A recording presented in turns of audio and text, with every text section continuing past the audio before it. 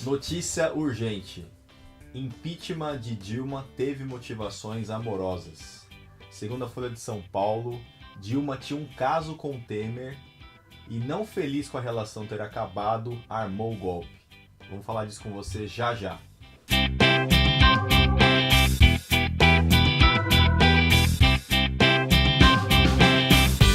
Bom, galera, estamos de volta aqui no programa 2 e hoje a gente está a fim de falar, como você percebeu na nossa abertura, sobre o que é pós-verdade. Pós-verdade é uma palavra que está na moda agora, porque no ano passado, 2016, o dicionário de Oxford, que é considerado o dicionário mais importante aí, né?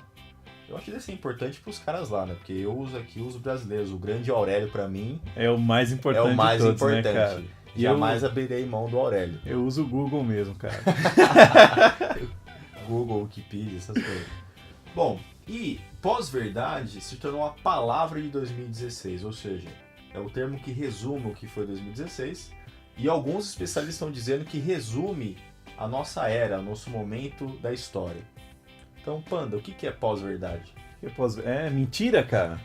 Não é mentira, cara. A pós-verdade é quando você se deixa levar mais, né, pelas suas crenças pessoais, pelos seus sentimentos a respeito do assunto, do que pela verdade mesmo, né?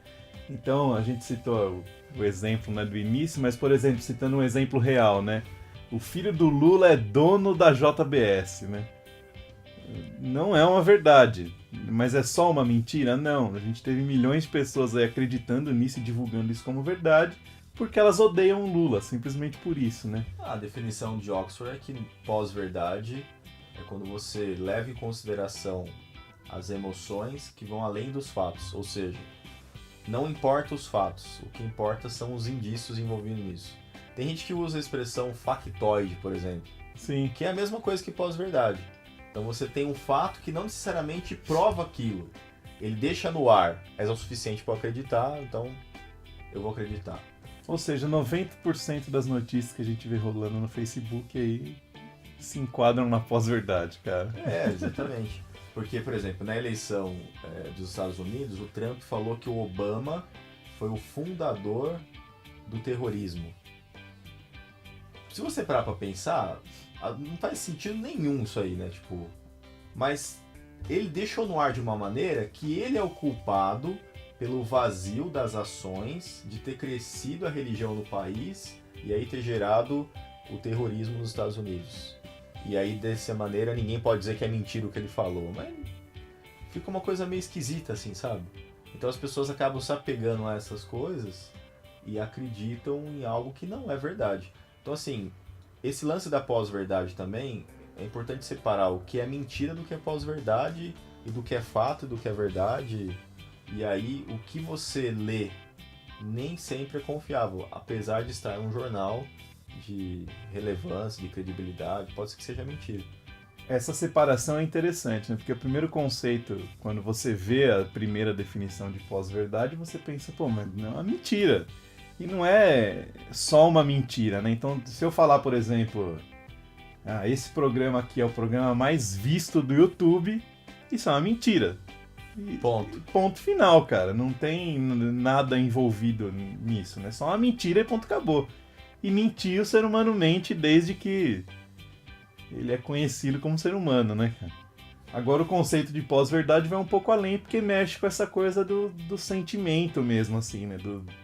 É mais uma coisa que talvez eu gostaria que fosse verdade pra mim, sabe? Então, eu sinto que isso tem muito a ver um pouco com a nossa maneira que a gente é educado, como a gente cresce.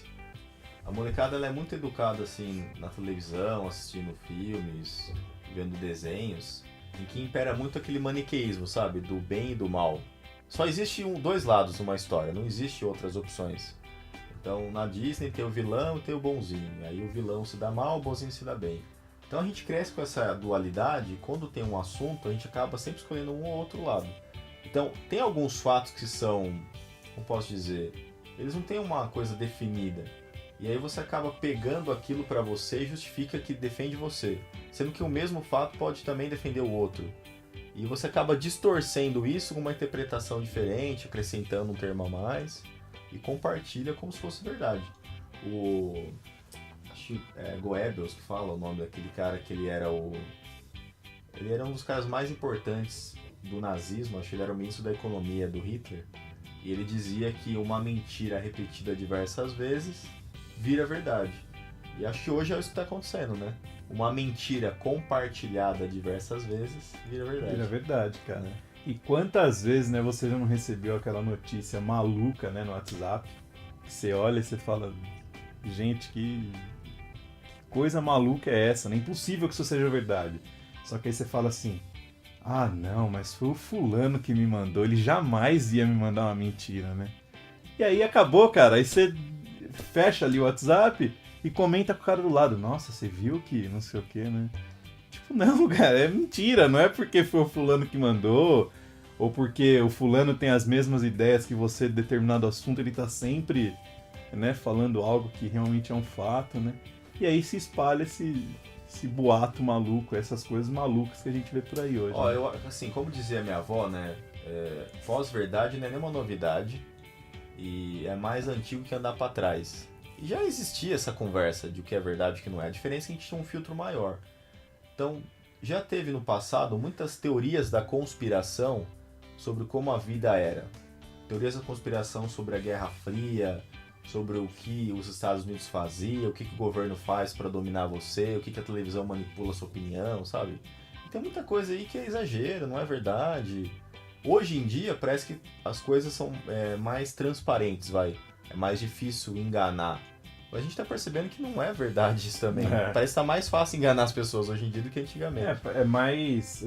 Parece que a coisa da massa de manobra tá mais massa ainda, né? Então tá mais fácil manobrar essa massa toda, né?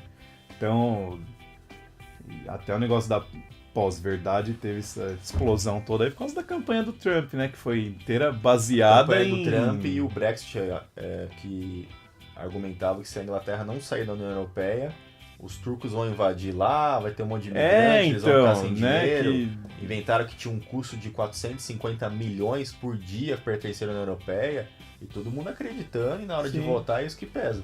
E é louco isso, cara, porque se você para pra pensar no Brasil, por exemplo, né, na situação política do Brasil, você vai ver que 90% é pós-verdade, né? Você não sabe nada realmente. Então, Por isso que tem uma coisa na França que eu acho muito legal, que eles acabam separando um pouco essa vida pessoal, essas coisas da política, né?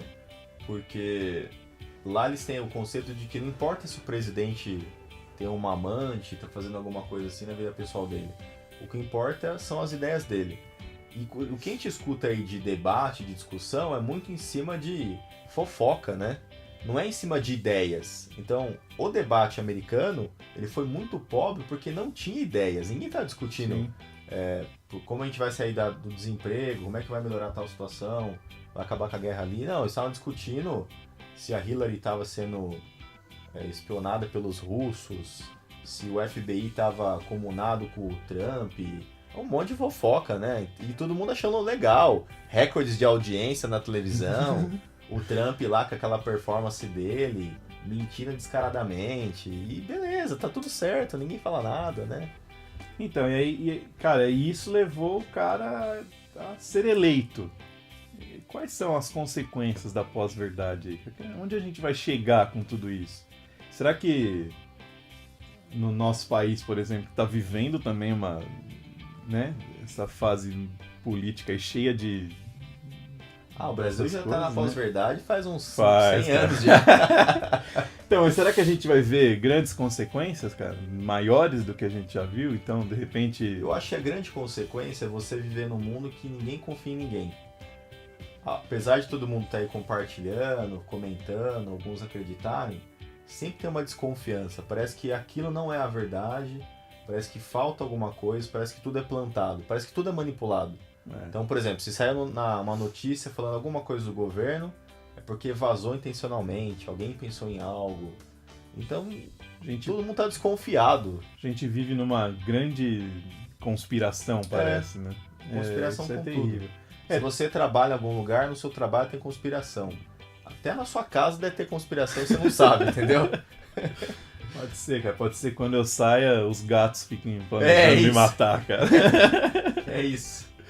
Agora, é terrível, cara. É meio assustador isso mesmo, né? Então não tem... E é duro que não tem. Você vai entrar nessa onda mesmo. Você recebe uma notícia que você julga maluca, você não consegue...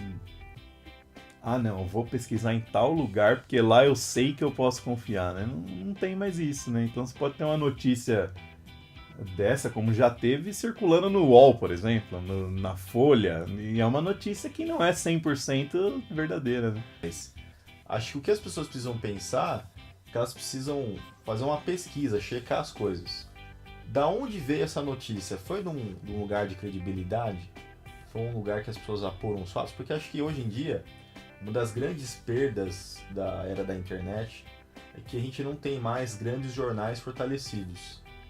No passado, a reclamação é que eles tinham o controle da informação. Hoje, o problema é que você não tem alguém que vai apurar. Então, quando eu abri o jornal de manhã e li um artigo, eu tenho certeza que eles foram checar a fonte, verificar, não sei o que, pra depois publicar. Se tiver rolando um acordo aí, uma coisa por trás, acho que é mais difícil, Isso. né? Você... É mais improvável. É. E cedo ou tarde, eu acredito que apareça algo. Agora, essas notícias falsas, basta, sei lá, na internet e começar a ver o que está acontecendo. Tem um monte de site que, por exemplo, o E-Farsas, que faz uma pesquisa e olha, a probabilidade disso aqui é mentira é 99%.